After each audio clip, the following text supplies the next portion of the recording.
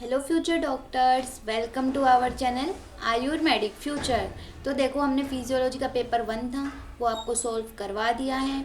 आज अपन सॉल्व करेंगे फिजियोलॉजी का पेपर 2, जो मोस्ट इंपॉर्टेंट क्वेश्चंस है, मोस्ट रिपीटेड क्वेश्चंस है, वो अपन आज इसमें देखेंगे। और नेक्स्ट अपन एक वीडियो बनाएंगे कि हाउ टू पास फिजियोलॉजी।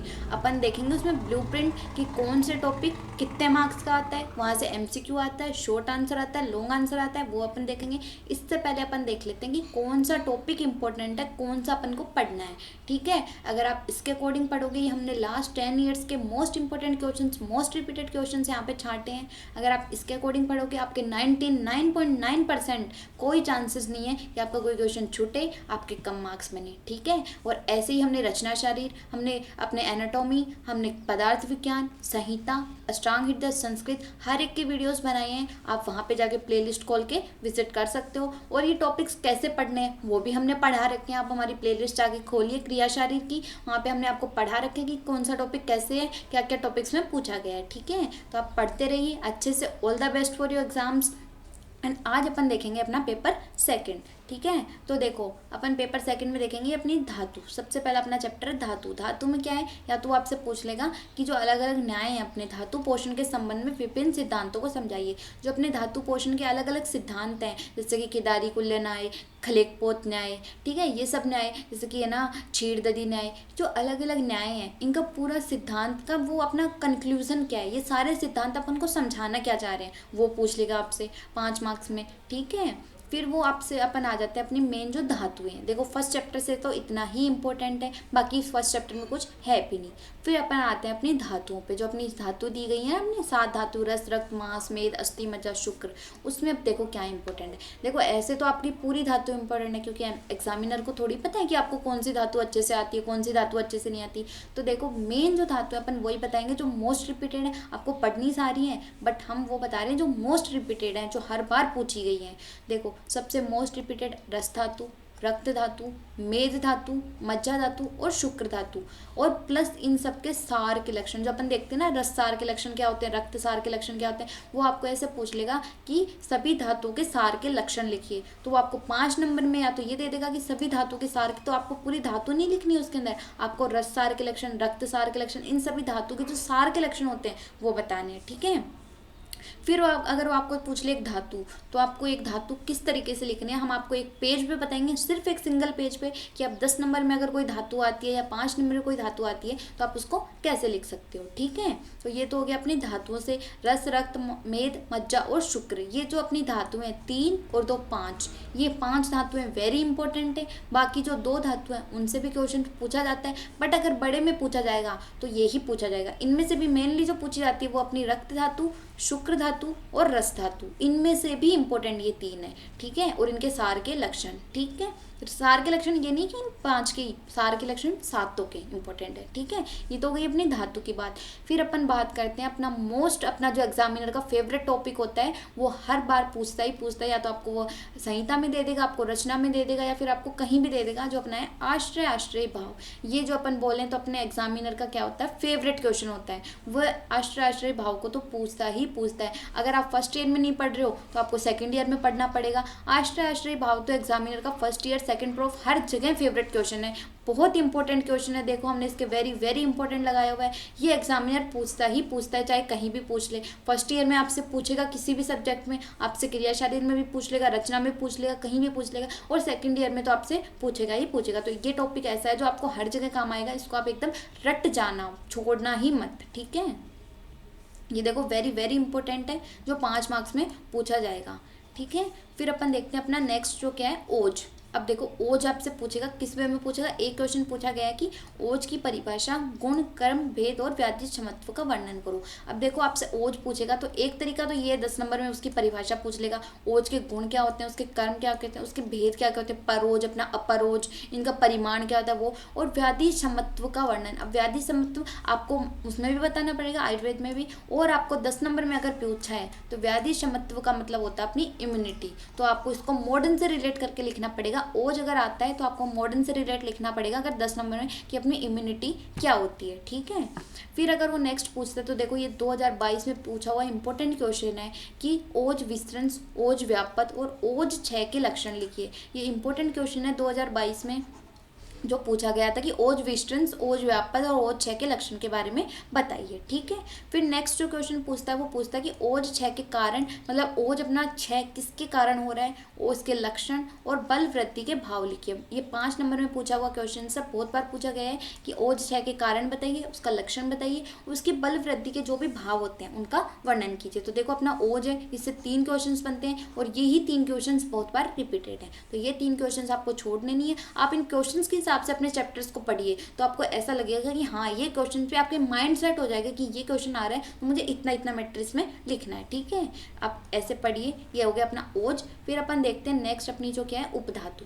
अब देखो उपधातु से क्या है, एग्जामिनर पूछ भी सकता है और नहीं भी पूछ सकता, ठीक है। तो उपधातु में अगर वो पूछेगा तो मेनली जो 2021 में उसने पूछा था तो उसने 2021 में वर्णन करवाया था स्तन्य के बारे में कि स्तन्य का वर्णन कीजिए। स्तन्य क्या होती है, अपनी एक उपधातु होती है। तो 5 मार्क्स में मेनली 2021 में पूछा गया था, उससे पहले 2018 में पूछा गया था और ये बहुत बार पूछा गया, 2019 में भी पूछा गया था। और जो 2022 में पूछा गया था वो था अपने आर्तव के बारे में, ठीक है। तो ये स्तन्य और आर्तव यही दो उपधातु हैं जो मेनली पूछता है। फिर नेक्स्ट जो अपनी चीज़ है वो क्या है, त्वचा।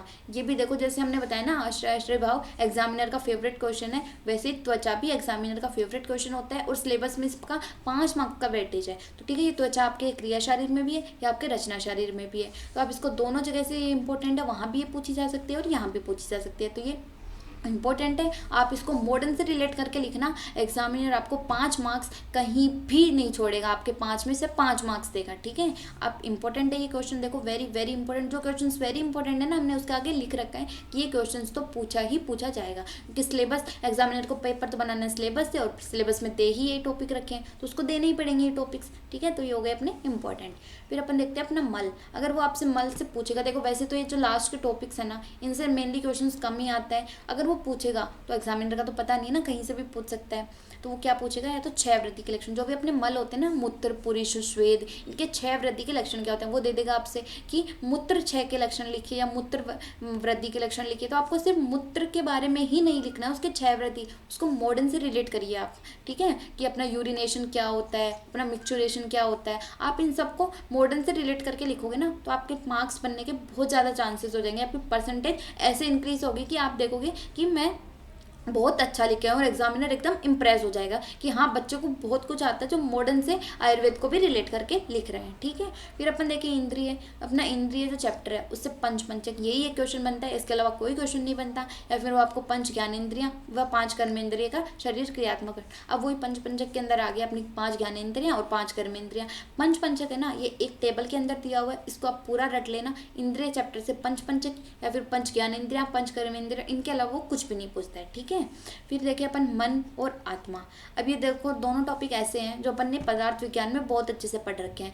अगर वो मान लो पूछ भी लेता है, देखो पहले तो बहुत कम चांस है कि वो पूछेगा, और अगर वो पूछ भी लेगा तो आपने पदार्थ विज्ञान में मन और आत्मा बहुत अच्छे से पढ़ रखा है। अगर आपने नहीं पढ़ा है तो हमारी प्लेलिस्ट खोलिए पदार्थ विज्ञान की जो चल रही है, उसमें मन और आत्मा के बहुत ईजी नोट्स हैं और बहुत अच्छे से समझाया हुआ है, तो आप वहाँ से पढ़ लीजिएगा इसको। तो मन और आत्मा भी एग्जामिनर पूछ लेता है, क्योंकि 2022 में ही पूछा गया क्वेश्चन है कि आत्मा का वर्णन करो। तो उसमें आपको बताना है कि आत्मा कितने टाइप्स की होती है, परमात्मा, जीवात्मा, और आत्मा के क्या क्या गुण होते हैं, ये सब आपको बताना पड़ेगा, ठीक है। 5 मार्क्स में एग्जामिनर पूछ लेता है, ऐसा नहीं है कि आप इनको छोड़ के चले जाओ, छोड़ के बिल्कुल मत जाना कोई भी टॉपिक्स, बट ये टॉपिक ऐसे हैं जो पदार्थ विज्ञान के टॉपिक्स हैं जो आपको बहुत अच्छे से आते हैं, ठीक है। फिर निद्रा व स्वप्न, जो अपनी निद्रा है ये 5 मार्क्स का वेटेज रखती है और स्वप्न भी जो क्या है अपना 5 मार्क्स का वेटेज रखता है, और ये दोनों क्वेश्चन फिक्स है, एग्जामिनर देगा ही देगा उसको, फिक्स है। या तो वो स्लिप देगा तो आपको निद्रा से रिलेट करके लिखना है, क्योंकि आयुर्वेद में अपन निद्रा बोलते हैं और मॉडर्न में अपन क्या बोलते हैं, स्लिप बोलते हैं, ठीक है। तो ये इंपॉर्टेंट क्वेश्चन है, निद्रा, स्लिप, त्वचा और स्वप्न, ये क्वेश्चंस आपको कहीं भी नहीं छोड़ के जाने। ये इंपॉर्टेंट क्वेश्चन है जो 5 मार्क्स में बहुत बार पूछे गए हैं, ठीक है। तो आपको ये छोड़ना नहीं है, पढ़ना है बहुत अच्छे से। ये तो हो गई अपनी किसकी, आयुर्वेद पार्ट की बात। अब अपन आते हैं अपने मॉडर्न पार्ट पे, ठीक है। कि आयुर्वेद में तो अपन ने बता दिया कि कौन कौन से चैप्टर से कौन कौन से क्वेश्चन है। अगर आपने ये क्वेश्चन पढ़ लिए तो आपका 99.9% आपका पेपर बिल्कुल अच्छा होगा और आपके कोई क्वेश्चन यहाँ से बाहर तो बिल्कुल नहीं आएंगे, ठीक है। फिर अपन देखते हैं अपना मॉडर्न। मॉडर्न क्या है अपना, सबसे पहला जो टॉपिक है वो क्या है, हीमोपोएटिक सिस्टम। अब जो हीमोपोएटिक सिस्टम है इसमें सबसे पहले तो वो क्या पूछ सकते हैं आपसे, मैकेनिज्म ऑफ ब्लड क्लोटिंग, कि अपनी क्लोटिंग किस किस मैकेनिज्म, इसके भी स्टेप्स होते हैं कि क्लोटिंग किस किस वे में हो रही है। पहले फाइबर्स बनते हैं, फिर इसके ऊपर क्लोट होता है, तो इसका पूरा मैकेनिज्म है जो दिया हुआ है, जो आप अच्छे से पढ़िए। ये बहुत क्वेश्चन मतलब कि रिपीटेड क्वेश्चन है, जो बहुत बार पूछा गया है कि मैकेनिज्म ऑफ ब्लड क्लोटिंग का आप बताइए, ठीक है। फिर वो आपसे कैरेक्टरिस्टिक्स ऑफ प्योर ब्लड, ये अपन 10th क्लास से पढ़ते आ रहे हैं कि प्योर जो ब्लड होता है उसके क्या क्या कैरेक्टरिस्टिक्स होते हैं, तो इसमें कुछ इंपॉर्टेंट है नहीं, पर ये क्वेश्चन वेरी इंपॉर्टेंट है कि अपना मैकेनिज्म ऑफ ब्लड क्लोटिंग। और ये देखो properties of RBC and describe anaemia, ये 2022 में पूछा गया क्वेश्चन है कि अपन को एनीमिया के बारे में बताना है। और जो अपनी आरबीसी होती है, आरबीसी मतलब कि जो अपनी रेड ब्लड सेल्स होती हैं, उसकी अपन को प्रॉपर्टीज बतानी है कि रेड ब्लड सेल कैसी होती हैं, उनकी सिकल शेप्ड होती हैं, कैसे कैसे उनकी प्रॉपर्टीज होती हैं, और उनका एनीमिया के बारे में वर्णन करना है, ठीक है। तो डिस्क्राइब एनीमिया, तो अगर वो 5 मार्क्स में दे रहा है तो 2.5 मार्क्स आपके प्रॉपर्टीज ऑफ आरबीसी के और 2.5 मार्क्स आपके एनीमिया के हैं। तो आप ये 3 क्वेश्चन है पूरे हीमोपोएटिक सिस्टम से। आप देखोगे कि हीमोपोएटिक सिस्टम इतना बड़ा चैप्टर है, मुझे तो समझ ही नहीं आ रहा है। अरे भाई इसमें समझ क्या नहीं आ रहा है, पूरे चैप्टर से क्वेश्चन ही 3 बन रहे हैं, आप क्वेश्चन वाइज पढ़िए ना। जो एग्जामिनर ने टॉपिक्स दे रखे हैं, अपना सिलेबस खोलो, टॉपिक्स खोलो, टॉपिक्स के अलावा पेपर कहीं से नहीं बनाएगा, तो आप सिलेबस वाइज पढ़िए। और उसी सिलेबस के अकॉर्डिंग हमने आपके लिए क्वेश्चन छांटे हैं कि जो मोस्ट प्रीवियस 10 ईयर्स में रिपीटेड है वो यही क्वेश्चन है। या तो वो ब्लड क्लोटिंग पूछेगा, या कैरेक्टरिस्टिक्स पूछ लेगा प्योर ब्लड के, या फिर वो आपसे आरबीसी की प्रॉपर्टीज या फिर एनीमिया के बारे में पूछ लेगा, ठीक है। फिर अपन आते हैं अपने चैप्टर इम्यूनिटी पे। अब देखो इम्यूनिटी को अपन ने ऊपर देखा ना, किससे रिलेट किया था, अपन ने ओज से रिलेट किया था, जो अपन किसको बोले थे, अपने व्याधि क्षमत्व को। तो ठीक है, इम्यूनिटी एक 10 मार्क्स का वेटेज रखने वाला चैप्टर है, बहुत इंपॉर्टेंट चैप्टर है। या वो आपसे पूछेगा कि right a short note immunity, या तो वो पूछ लेगा कि right a short note on immunity, तो आपको उसको पूरा बताना पड़ेगा कि अपनी इम्यूनिटी होती क्या है। अगर 10 मार्क्स में पूछा है तो ओज का साथ में वर्णन करना पड़ेगा आपको, क्योंकि अपने आयुर्वेद में मॉडर्न से रिलेट करके लिखना पड़ता है। मॉडर्न लिखिए, आयुर्वेद लिखिए, दोनों लिखिए, बहुत अच्छे मार्क्स आपको मिलेंगे, ठीक है। तो आपको इसको ओज भी लिखना है इसके साथ में, अगर वो 10 मार्क्स में पूछता है। उसके टाइप्स, इम्यूनिटी के कितने टाइप्स होते हैं, एक्वायर्ड, इनेट, इनमें भी फिर आप एक्टिव पैसिव सारा बता सकते हो, ठीक है। फिर अपन बताते हैं अपना इम्यूनाइजेशन। इम्यूनाइजेशन बहुत इंपॉर्टेंट क्वेश्चन है, मैनी टाइम्स रिपीटेड ये क्वेश्चन है, जो 10 मार्क्स में पूछा जाता है। या तो 10 मार्क्स में वो पूछेगा इम्यूनिटी पे शॉर्ट नोट लिखिए और इसके टाइप्स के बारे में बताइए, या फिर इम्यूनाइजेशन के बताइए। तो इम्यूनाइजेशन भी बहुत इंपॉर्टेंट है, एक्टिव पैसिव इम्यूनाइजेशन, ठीक है। फिर आपको पूरा एक्सप्लेन करना पड़ेगा कि इसमें क्या क्या हो रहा है, T cell, H cell, B cell, जो भी humoral immunity, cell mediate immunity, वो आपको सब कुछ इसमें बताना पड़ेगा, ठीक है। तो ये 10 मार्क्स में पूछे जाने वाला इंपॉर्टेंट क्वेश्चन है, तो वो 5 मार्क्स में भी पूछ सकता है और 10 मार्क्स में भी, ठीक है। फिर नेक्स्ट अपन देखते हैं अपना सीवीएस। सीवीएस मतलब कि अपना कार्डियोवास्कुलर सिस्टम। तो देखो कार्डियोवास्कुलर जो सिस्टम है उसमें मेनली देखो ये ऐसे टॉपिक्स हैं कुछ कुछ जो आपने एनाटॉमी में भी पढ़े हैं, तो आप सुना सुना उसका और इसमें भी लिख सकते हो, ठीक है। अगर आपको फिजियो में लिखना है तो जनरली आपको फंक्शंस के बारे में लिखना पड़ता है। तो देखो सबसे पहले आप जो क्वेश्चंस पूछे गए ये तीनों ही क्वेश्चंस मैनी टाइम्स रिपीटेड हैं, ठीक है। ये बहुत बार पूछे गए क्वेश्चंस हैं, ठीक है। कार्डियक साइकिल, वो आपसे बोलेगा describe about the cardiac cycle, 5 marks में कार्डियक साइकिल दे देगा, तो आपको कार्डियक साइकिल का डायग्राम में वो बनाना पड़ेगा, लिखना पड़ेगा बाकायदा कार्डियक साइकिल में क्या क्या होता है, ठीक है। फिर नेक्स्ट क्वेश्चन है हार्ट साउंड, जो बहुत बार पूछा गया है, 2022 में भी पूछा गया था कि हार्ट साउंड के बारे में बताइए कि कौन कौन सी हार्ट साउंड होती है। अपन को ये बताना पड़ेगा, हार्ट साउंड, लब, डब, इन सब के बारे में बताना है, कौन कौन से फेजेस में वो सुनी जाती हैं, अगर वो ज़्यादा सुन रही है तो क्या डिफॉर्मिटी है, ये सब कुछ आपको बताना पड़ेगा, ठीक है। और ईसीजी, इलेक्ट्रोकार्डियोग्राफ, इसके बारे में भी आपको पूछा गया है 5 मार्क्स में। तो ये देखो मेनली तो 5 मार्क्स में पूछा गया कि कार्डियक साइकिल बताइए, हार्ट साउंड बताइए, ईसीजी, पर एग्जामिनर आपको 2 क्वेश्चन रिलेट करके इसको 10 मार्क्स में भी दे सकता है, ठीक है। तो ये हो गया अपना सीवीएस के बारे में। फिर अपन देखते हैं अपनी मसल फिजियो। अब आप ये मत सोचना कि इसमें इतने से ही, क्योंकि भाई पूरा सीवीएस इतना बड़ा है, उसमें से 3 क्वेश्चन पूछे गए हैं। अब इसके अलावा एग्जामिनर कहाँ से पूछेगा। अब ये क्वेश्चन आप देखोगे ना, पिछले 10 साल में 8 बार रिपीटेड क्वेश्चन है, 10 साल में ये क्वेश्चन 8 बार पूछे गए हैं कि कार्डियक साइकिल क्या होती है, हार्ट साउंड क्या होती है, ईसीजी अपना क्या होता है, ठीक है। फिर नेक्स्ट अपन देखते हैं अपनी मसल फिजियोलॉजी के बारे में। अपनी मसल फिजियोलॉजी, उसमें जो इंपॉर्टेंट क्वेश्चन एक बनता है वो क्या है, अपना फिजियोलॉजी ऑफ मसल कॉन्ट्रैक्शन, कि जो अपनी मसल्स होते हैं उनका कॉन्ट्रैक्शन कैसे कैसे होता है, ठीक है। तो आपको ये बताना पड़ेगा। ये 5 मार्क्स में पूछा गया क्वेश्चन है कि मसल कॉन्ट्रैक्शन की अपनी फिजियोलॉजी क्या होती है, कि अपनी मसल्स कैसे कैसे कॉन्ट्रैक्ट करती हैं, कैसे कैसे उसका मैकेनिज्म होता है, उसकी क्या क्या फंक्शन होते हैं, ये आपको बताना पड़ेगा। फिर आपको पूछ लेगा कि properties of cardiac, skeleton and smooth muscle, जो अपनी स्मूथ मसल्स होती हैं, कितने टाइप्स के cardiac muscle, skeletal muscle, smooth muscle, इन सब की प्रॉपर्टीज़ क्या होती हैं आपसे वो ये पूछेगा। तो ये आपको 10 मार्क्स में पूछ सकता है। ठीक है, ये तो हो गई अपनी मसल फिजियो। नेक्स्ट अपन देखते हैं अपना एडिपोज टिश्यू।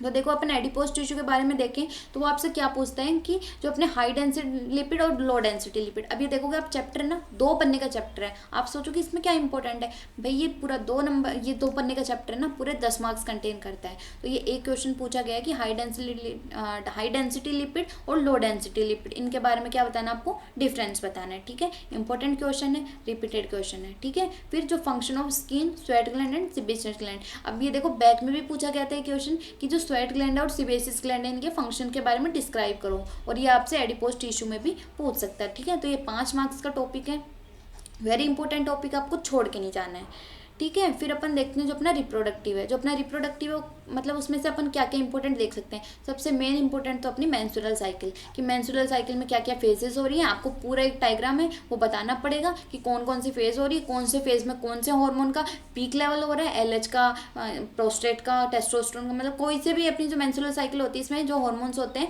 उसमें कौन कौन से हार्मोन्स का पीक लेवल हो रहा है और क्या क्या इसमें हो रहा है। तो आपको डायग्राम से आपको हर एक स्टेज के बारे में बताना पड़ेगा, मेनली तो यही पूछा जाता है। और अब एग्जामिनर ने एक बैक का पेपर था उसमें ये भी पूछा था कि ब्लड टेस्टिस बैरियर के बारे में बताइए। तो आपको ब्लड टेस्टिस बैरियर इस टॉपिक को भी एक बार पढ़ के जाना है, छोड़ना नहीं है, क्योंकि क्वेश्चंस क्या होते हैं, रिपीट होते हैं, अलग से तो कोई क्वेश्चन बनते नहीं है, जो प्रीवियस ईयर क्वेश्चन है वो ही रिपीट हो रहे हैं। ठीक है, फिर एक वो पूछ लेगा कि स्पर्मेटोजेनेसिस एंड oogenesis, अगर वो पूछेगा कि स्पर्मेटोजेनेसिस तो आपको इसमें शुक्र धातु का वर्णन करना है। ऐसा नहीं है कि आप सिर्फ स्पर्मेटोजेनेसिस की स्पर्म का फॉर्मेशन कैसे कैसे हो रहा है ये लिख के छोड़ दिया, नहीं, इसमें आप शुक्र धातु का थोड़ा बहुत वर्णन करोगे। ठीक है, फिर oogenesis मतलब कि अपना ओवम फॉर्मेशन कैसे हो रहा है ये आपको बताना है। तो ये हो गया अपने रिप्रोडक्टिव से 3 क्वेश्चंस जो मोस्ट रिपीटेड हैं, जो पूछे गए हैं। ठीक है, फिर नेक्स्ट अपन बात करते हैं अपने एक्सक्रीशन के बारे में। अब देखो मिक्चुरेशन ऐसा क्वेश्चन है जो 10 ईयर्स में 9 बार पूछा गया है। ठीक है, हर बार ये क्वेश्चन पूछा जाता है, वेरी वेरी इंपॉर्टेंट क्वेश्चन है, आप इसको बहुत अच्छे से इंपॉर्टेंट मार्क कर लीजिए। ये पूछा गया है 5 मार्क्स में मिक्चुरेशन, और ये हर साल पूछा जाता है। ठीक है, तो मिक्चुरेशन बहुत इंपॉर्टेंट है एक्सक्रीशन से।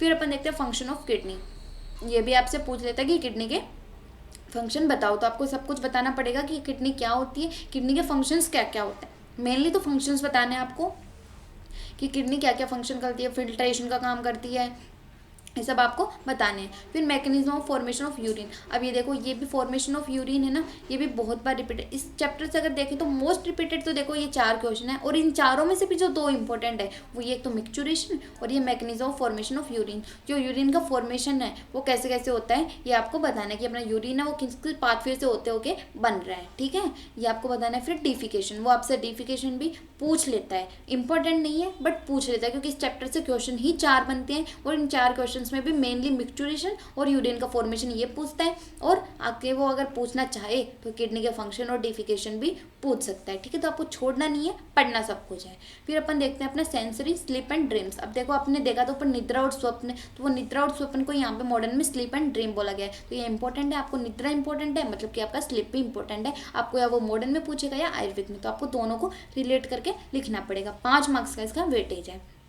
और अगर वो सेंसरी से पूछेगा तो उसने सेंसरी में देखो 2022 में तो उसने ये पूछा था कि 2022 बैच के पेपर में, ये नहीं कि 2022 ईयर, हम जहाँ पे 2022 बोल रहे हैं तो इसका मतलब ये 2022 का बैच, 2022 बैच मतलब इसके पेपर हुए थे 2024 में, तो ये रिसेंट हम लास्ट ईयर की ही बता रहे हैं।